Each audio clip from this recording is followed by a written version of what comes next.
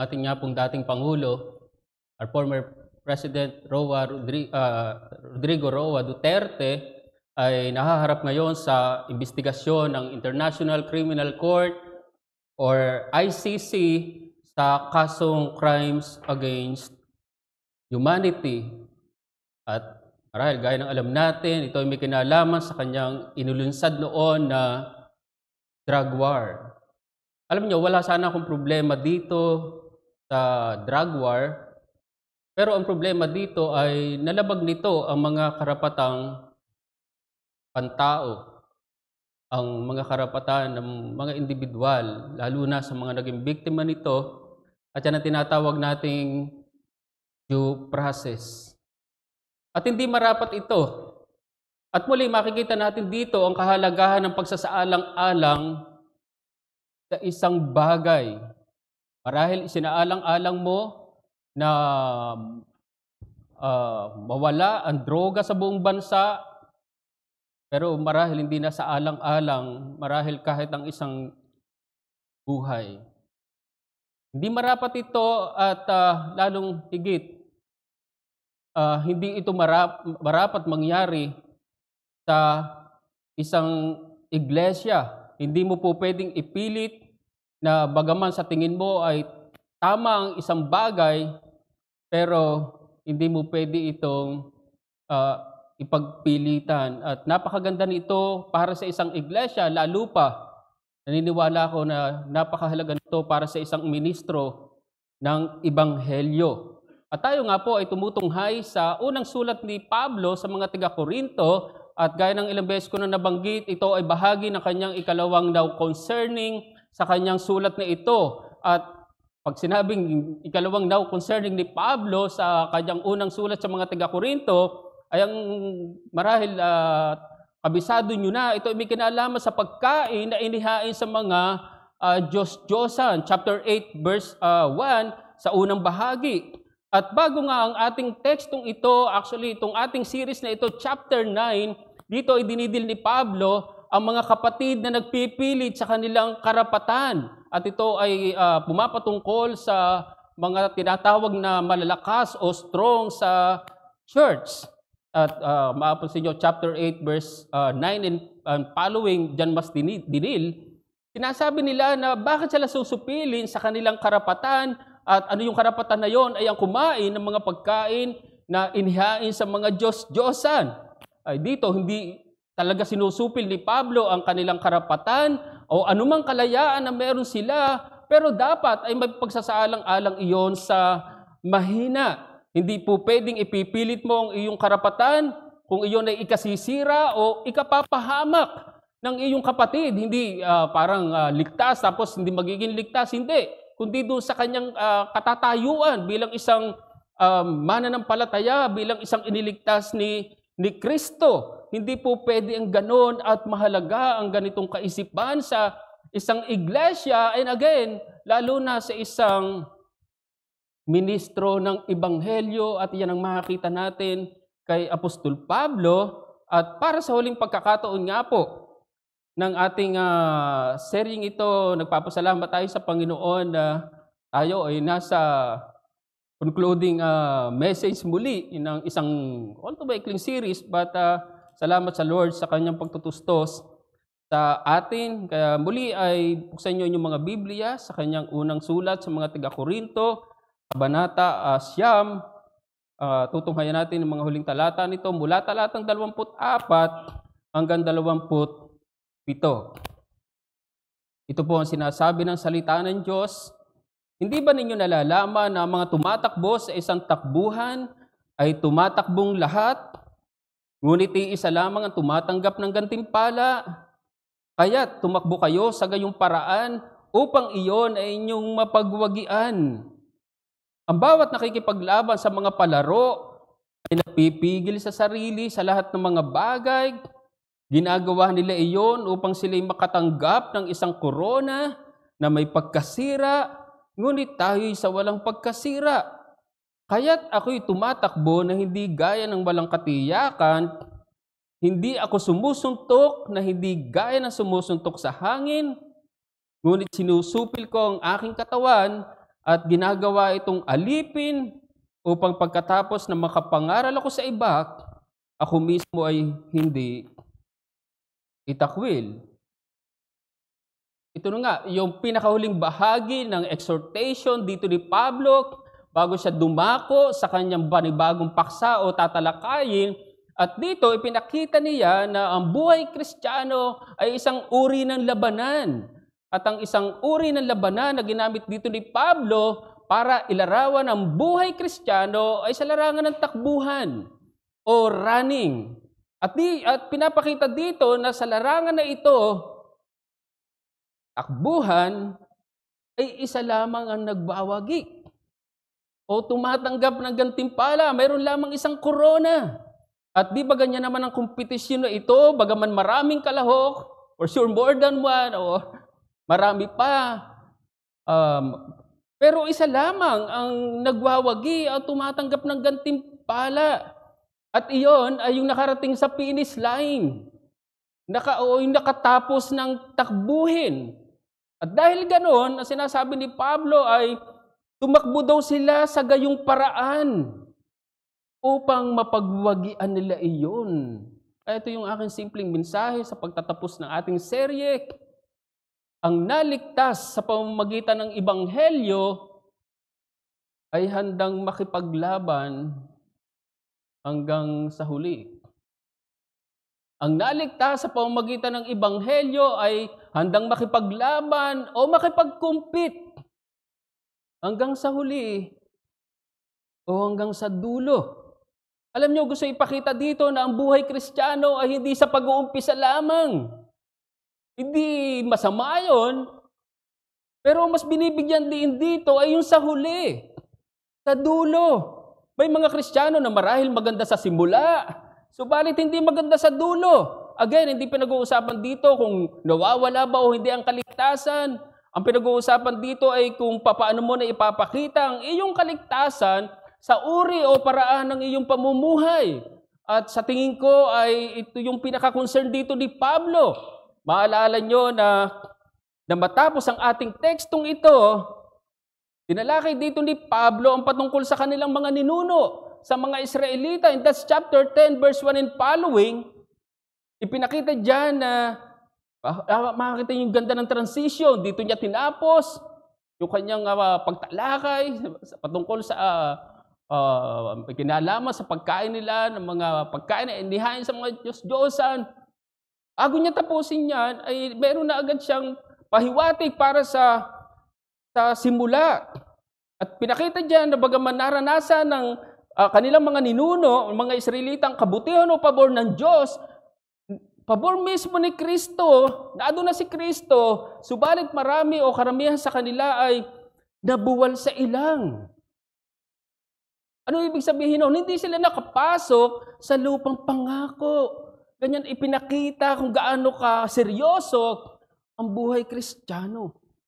Ngayon, bilang nakikipaglaban o bilang nakikipag-compete, ano yung kailangan dito? Marahil maraming bagay, pero dalawang bagay lang ang gusto kong ibahagi sa inyo. Una, may pagpipigil. May pagpipigil at pangalawang bagay, may katiyakan. Kung ikay isang Kristiyano nakikipag-compete, sa dalawang bagay na ito, sa tingin ko ay napakahalaga na mapaalalahanan tayo. O masasabi nating mga marahil katangian. So una, may pagpipigil. Ang sabi ni Pablo, ang bawat nakikipaglaban sa mga palaro ay nagpipigil sa sarili. Hindi siya natapos doon, kundi sa lahat daw ng mga bagay. He is temperate in all things. Alam nyo, kahit sa ating panahon ngayon, makakarelate tayo sa sinasabi dito ni Pablo. Alam natin, ang isang nakikipag-compete sa isang paligsahan, like running, ay may mga disiplina yung ginagawa. Hindi po pwede sasali ka sa isang paligsahan o kompetisyon na wala kang ginagawang paghahanda. At ito ang sinasabi dito ni Pablo. Katunayan, ang sinasabi dito ni Pablo, ito daw ay kanilang nalalaman. Naunawaan nila kung anong disiplina ang ginagawa o kailangan ng isang sumasali sa ganitong paligsahan.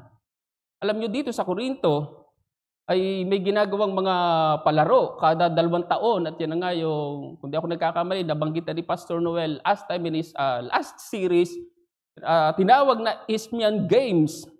Kung may Olympic Games, may Isthmian Games. Yan ay within 2 years in Corinth, ginagawa surrounding sa Corinth. Bagaman hindi ito isang kasing popular, marahil kagarbo gaya ng Olympics, pero sikat din ito at dinudubog ng maraming tao. At sa ganito mga kompetisyon, anong ina-expect mo sa isang kalahok? Sa tingin ko, kahit sa simpleng kompetisyon, ay marami gagawin kang paghahanda. Doon ang lahat ng marahil training, kaya sinasabi ni Pablo ay nagpipigil sa kanyang sarili sa lahat ng bagay. So, ang simpleng tinuturo sa atin dito, ang Kristiyanong nagwawagi o tumatanggap ng gantimpala o korona sa kanyang pagtakbo, ay ang Kristiyanong may pagpipigil sa sarili sa lahat ng mga bagay. Alam niyo, napakaganda ng sinasabi dito ni Pablo. Siya daw ay nagpipigil sa lahat ng bagay. Pag sinabing nagpipigil sa lahat ng mga bagay, meron talaga siyang ginagawa. O marahil may isang bagay siyang gustong gawin, pero dahil sa tingin niya ay hindi yun makakatulong, hindi yun makakabuti sa paligsahan na kanyang sasalihan, hindi niya gagawin yun. Yan ang ibig sabihin na nagpipigil siya sa lahat ng bagay kasi nga ay siya ay sasali sa isang mahalagang paligsahan. He is temperate in all things. Hindi po pwede dito yung kung ano yung maisip mo, ay gagawin mo. At iyon ay kahit hindi makakatulong sa paligsahan na iyong sasalihan. Alam nyo, kung yung isang atleta, sa kabila marahil ng kanyang training na ginawa, ay natalo pa, ito nangyayari sa isang atleta, anumang larangan, running, boxing, etc. Sa kabila, kanyang training ay natalo pa rin. Anong aasahan mo sa isang hindi nagdisiplina? O nag-train ng mabuti? Anong aasahan mo doon? Aasahan mo ba na siya ay magwagi? Bagaman marahil makapag-umpisa siya sa takbuhan, pero baka hindi siya makatapos doon. Ay, alam nyo, marahil di ko nababanggit ito. Nung ako'y elementary, ay isa ako sa mga napili na sumali o lumahok sa ganitong kompetisyon. Mga school na naglalaban doon. At isa ako sa mga napili, sa mga kung anong grade yon. At doon ako lang napasali sa relay. Hindi ako sumali sa mismong yung isahan, relay, pure familiar. I think 4 o 5 kami na itatap mo yung kasapi mo. Wala naman ako sa pinakadulo, di ako pinakamabilis noon. Pero kahit gano'n, whether individual or relay, ay alam nyo, medyo naintindihan ko ang ibig sabihin ng sport na to. Dahil bago kami sumali, ay meron kaming 100 o 200 na dash, 100, 200 meter dash na bago umuwi ng bahay, ay nandun yung aming kahit papaano ay pag-iinsayo. Kahit nung ako'y high school, napili rin ako na isa sa mag-insayo, kasama ko pa mga babae, ay bagaman hindi ako na pasama sa pinakalaban, ay medyo naintindihan ko ang ibig sabihin ng pagtakbo. Kailangan mo ng matinding stamina dito at marahil makaka-relate kayo. Ngayon, paano mo matatapos ang isang takbuhin, whether 100 or 200 meter dash, kung hindi ka handa dito? At kung minsan, ito ang hindi naintindihan ng isang Kristiyano. Alam nyo, sabi ni Pablo, yun daw isang sumasali sa kompetisyon, gaya na sa pagtakbo, ginagawa daw nila ang mga disiplinang iyon, lahat ng disiplina marahil, para sa isang korona na may pagkasira. Pero tayo ay sa walang pagkasira. Gustong ipakita dito ni Pablo na dapat ay higit ang ating disiplina dito. Kung doon sa isang koronang may pagkasira, lahat ay ginagawa, simple lang ang gustong sabihin ni Pablo, paano pa sa isang koronang walang pagkasira?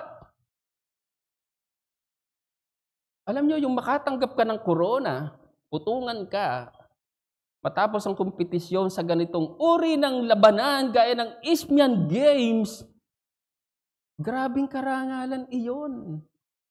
Bagaman hindi ito katulad ng Olympics, pero gaya sabi ko kanina, sikat din ito, dinadaluhan ito ng maraming tao, including emperor. What a glory, parang ganun ang pwede natin sabihin. Pero sinasabi ni Pablo, may pagkasira. Yung corona na natatanggap dito, originally, pine daw ito. Inisip ko, ano nga ba yung pine na tinutukoy dito? Marahil daho, yung pine tree, yung dahon niya. But later on, naging celery. Ay, imagine that! Celery! O sa Olympics, yung laurel, daw ng laurel. Eh, pagkasira. Ganun, puputungan ka no, pero although hindi focus doon sa putong, pero pinapakita, may pagkasira or kung yung matanggap mo yung glory, kilalanin ka doon, hanggang doon lang yun. Pero tayo daw ay hindi ganito. Gusto pakita dito ni Pablo na dapat ay may ginagawa o pagsisikap tayo para sa gantimpalang ito at sa tingin ko kung minsan dito tayo nagkakamali. Maraming Kristiyano na parang walang ginagawa sa kanyang takbuhing Kristiyano.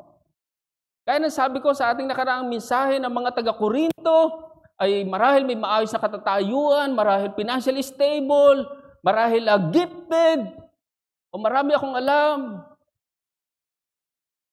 Pero may problema sila sa kanilang espiritualidad. Hindi po pwede ang ganyan sa takbuhing Kristiyano. Hindi po pwede sa Kristiyano yung pwede na.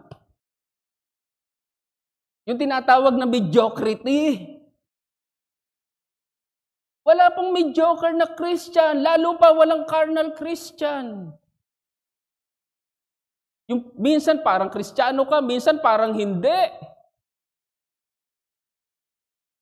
Pwede ba yun? Hindi po pwede ang ganon.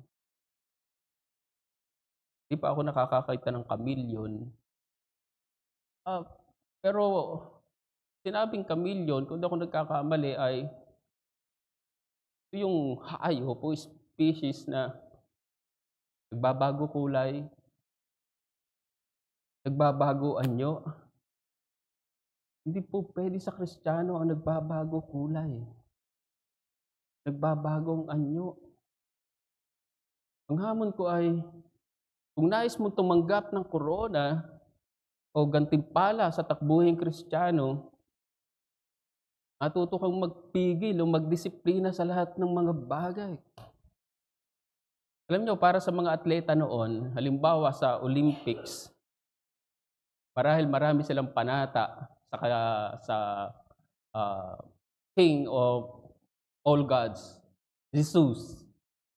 Marami silang panata, pero yung isa lamang na mga panata, katunayan, karagdagang panata lamang nila, ay yung mga atleta noon ay, susumpa sila with this God, King of all gods, Zeus. Sa loob ng 10 buwan, sila ay mahigpit na susunod sa mga regulasyon ng pagsasanay.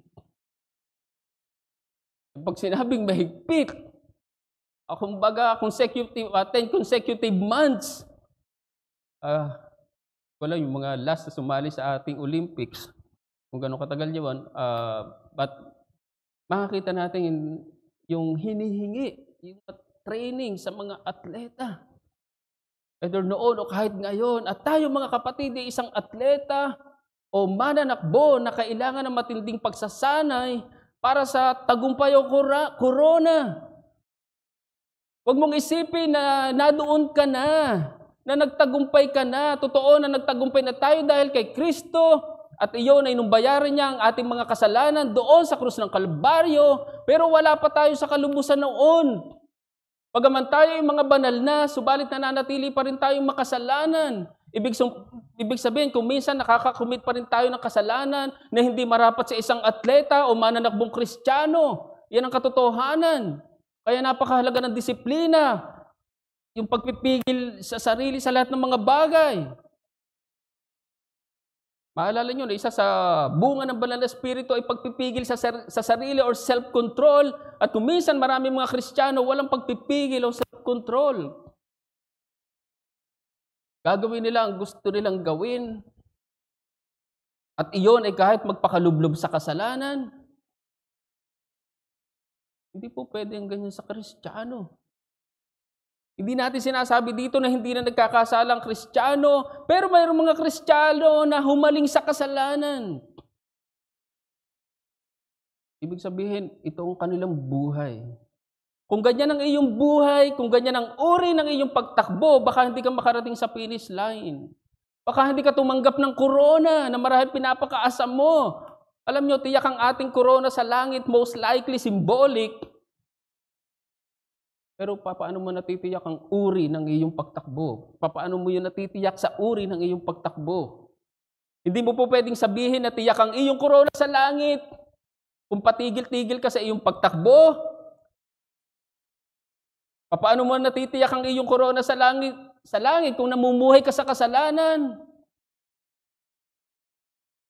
Kung ang buhay mo parang hindi ligtas. Yan ay napaka-praktikal na katanungan.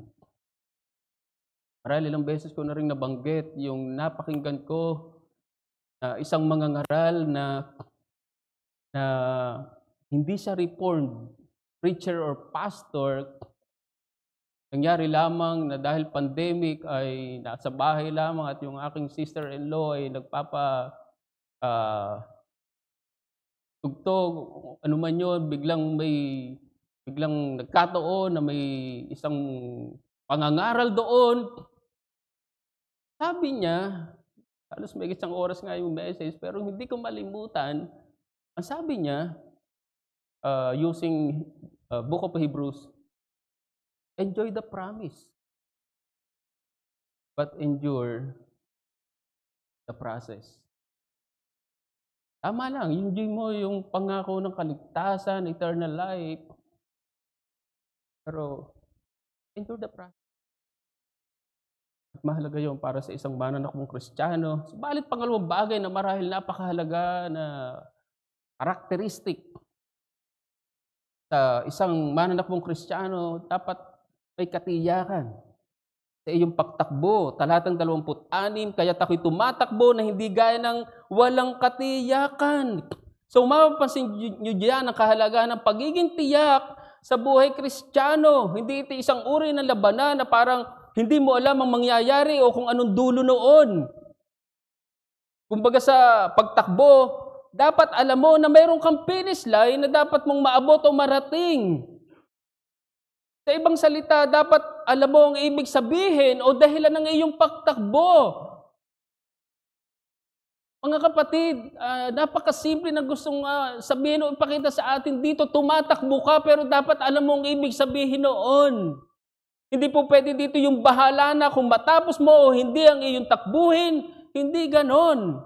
Dapat sa pagtakbo mo ay tiyak mo na matatapos mo iyon. So ang Kristiyanong tumatakbo na nagwawagi o tumatanggap ng gantimpala o korona ay ang Kristiyanong tumatakbo ng may katiyakan. Ang isang magandang larawan na ipinakita o ginamit pa dito ni Pablo ay ang patungkol sa boxing. Mula sa pagtakbo, ang larawan ay na-shift into boxing. At katulad din sa pagtakbo, pinakita dito ni Pablo ng isang boksingero ay dapat ay may tiyak na target sa kanyang pagsuntok. Ibig sabihin, hindi po pwede dito yung kung walang tamaan. O meron, hindi po pwede ang gano'n. Dapat sa pagsuntok mo laban sa iyong katunggali o opponent, sigurado ka na tatamaan mo siya. Yung ginamit dyan na bruise literally means daw is to hit under his eye, sa baba ng kanyang mata, na magre-resulta sa kanya ng black eye. Ganyan yung uri ng pakikipaglaban na ipinapakita dito. At kung minsan dito rin tayo sumasala. Kung minsan ang uri ng ating pakikipaglaban, parang wala tayong ine-aim. Parang wala tayong tinutumbok. Mahirap ang ganyang uri ng pakikipaglaban, walang goal. Yan ang tinatawag na sira-sira, whatever will be, will be. Kung ano na lamang yung mangyari, kung ano na lamang maging resulta, hindi po pwede ang ganon. Ang problema ng mga taga-Korinto, sila ay tumanggap ng pabor sa pamamagitan ni Jesucristo. Pero nakikipag-alyansa sila sa ibang mga Diyos. Ibig sabihin, hindi sila nagiging matapat sa kanilang alyansa o pananampalataya kay Jesucristo. Maalala niyo yung ating last series in chapter 10 bilang halimbawa, sila'y sumasamba sa Diyos-Diyosan, chapter 10 verse 7, sila'y mga nakikiapid, sila'y mapagbulong, etc. Ngayon, kung ganyan ang uri ng iyong pamumuhay o pagiging Kristiyano, masasabi mo ba na tumatakbo ka o sumusuntok na may katiyakan? Marahil hindi. Ang buhay Kristiyano ay hindi manalo o matalo o yung may option. Hindi. Ang option o goal lamang natin ay manalo. Wala tayong choice. Alam niyo, siguro sa isang seryosong politician, pag tumakbo siya sa isang halalan, gaya ng paparating, seryoso siya. Marahil ang hangarin niya o ang kanyang tinatanaw ay magwagi.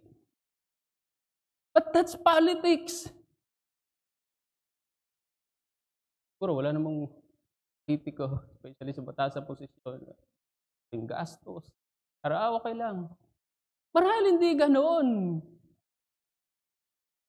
Paano pa tayo? Ang hamon ay, bilang Kristiyanong nakikipaglaban, ito man ay sa larawan ng pagtakbo o boxing, tiyakin mo ang iyong pagkapanalo. Huwag kang makipaglaban na sa tingin mo ay matatalo o okay lang na matalo, na manalo o matalo. Hindi.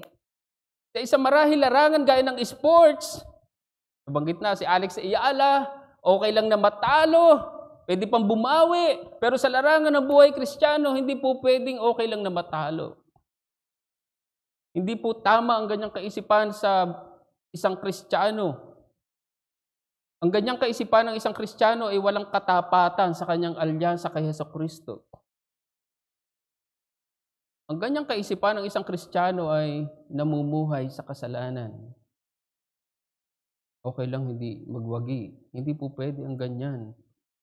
Sabi ni Pablo, ngunit sinusupil ko ang aking katawan at ginagawa kong alipin upang pagkatapos na makapangaral ako sa iba, ako mismo ay hindi itakwil.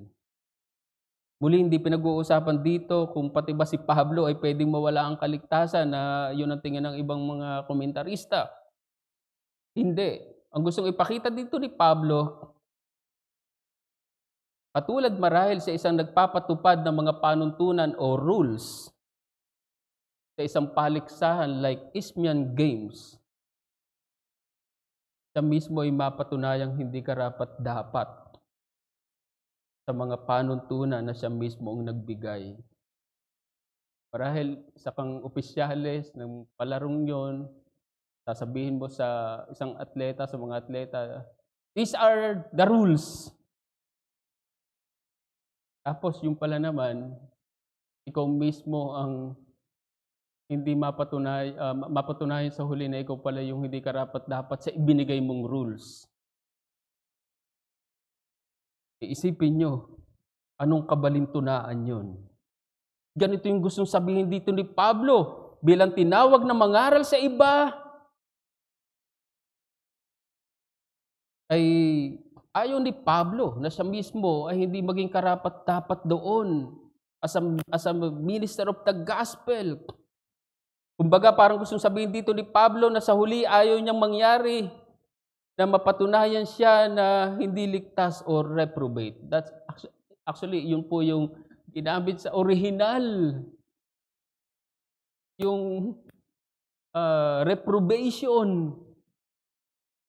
Ang ibig sabihin ng reprobate ay hindi dahil sa nawawala yung kaligtasan, kundi dahil sa umpisa pa lamang, hindi talaga siya ligtas. At iyan ang ayaw mangyari ni Pablo. Kaya ang sabi niya, siya daw mismo ay sinusupil ang kanyang sarili at ginagawa niyang alipin. Yan ang tamang pakikipaglaban o pakikipagkumpit para sa korona na mapagwawagayan lamang ng isa sa mga kalahok sa paligsahan. Kung tawagin ang pansin ng bawat isa na narito, sa inyo na aming mga bisita, mga mahal sa buhay, ang tanong ko sa inyo ay, anong takbuhin meron kayo sa inyong buhay ngayon? Meron ba kayong paligsahan na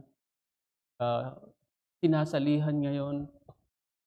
Gusto kong sabihin sa inyo na kung kayo hindi kasali sa takbuhin, wala kayong aasahan na gantimpala o korona o tagumpay. Yan sana ang maintindihan nyo sa inyong buhay. Kung ang mga mananampalataya ay may mga pangaral na itinuturo sa kanya na pagbutihin niya ang kanyang pagtakbo para sa isang korona, ano ka pa? Kaya sana ay makita niyo ang inyong kalalagayan sa harapan ng Panginoon. Anong kalalagayan meron kayo? Anong tagumpay ang inyong inaasahan sa hinaharap? Wala. Sana ay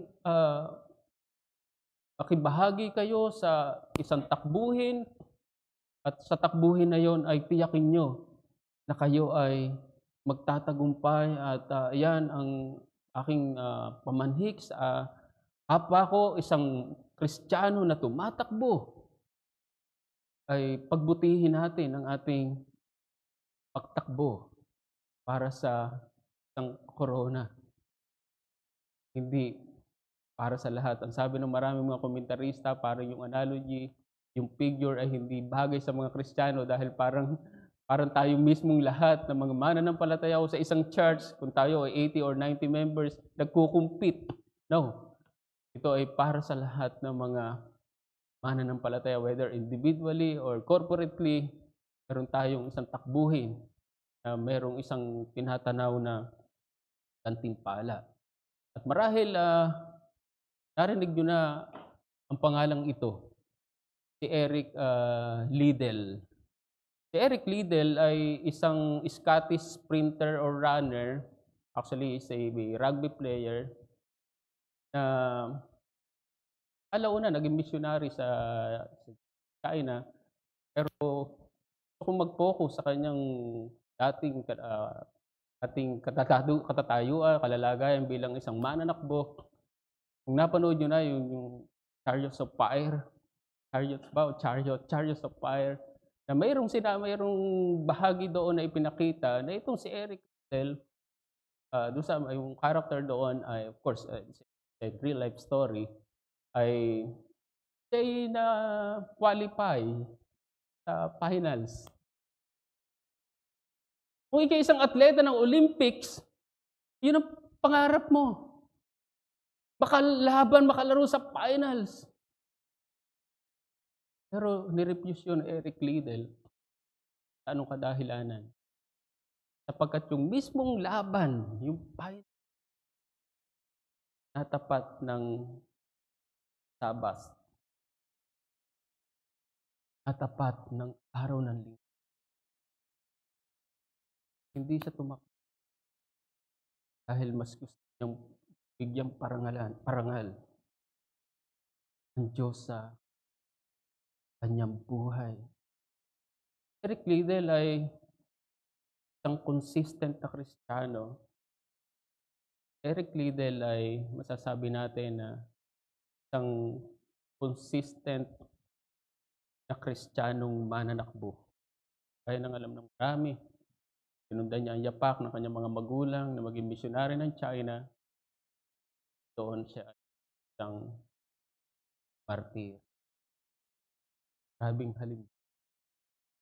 Sana ay ito yung maging dala nating sa hapon na 'to at sa ating himno na aawitin, ito'y isang panalangin at sa tingin ko ay napakahalaga nito na ganito ang ating mga maging panalangin bilang isang mananakbong Kristiyano. Ang sinabi sa unang ah, stanza, "Aming Ama, kami po'y gabayan, maliligaw kung di sasamahan. Sa alinlangat kapigatian, kami kay Kristo yung pangunahan." Sinabi sa ikatatlong stanza, "Kami akayin sa tamang daan, madadapa kundi alalayan, sa karimlan, hawak ng iyong kamay, ligtas kaming makapaglalakbay." Awitin po natin bilang tugon, "Aming Ama, kami po'y gabayan." Wakas po tayo sa panalangin, mga kapatid.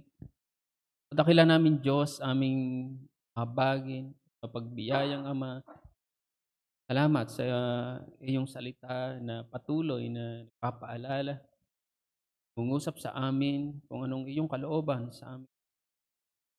Nakita namin na kami ay mga ah, tao, mga Kristiyano na nasa isang tunay, Panginoon, na nadoon ang mga pakikipagbaka namin sa takbuhin na 'to, nadoon ang mga 'to, nandoon ang kasalanan na puwedeng umago ng aming pansin para hindi kami tuluyang makapagtuon sa takbuhin na meron kami. Nawa nga Panginoon, tulungan niyo kami sa aming pagtakbo ay tagumpay dito. Kita namin na higit sa anumang tagumpay ang sa aming harapan, hindi ito katulad ng isang sport, okey lang na matalo dahil puwedeng bumawi, ngunit sa inyo ay aming takbuhin ay hindi meron lamang isa. O Panginoon, tulungan niyo kami sa bagay na ito, maging tiyak kami na mayroon kami o ikilala namin na ang mga kahinaan dito sa ang aming hiling at aming Ama, kami inyong daya sa tulong ng banal na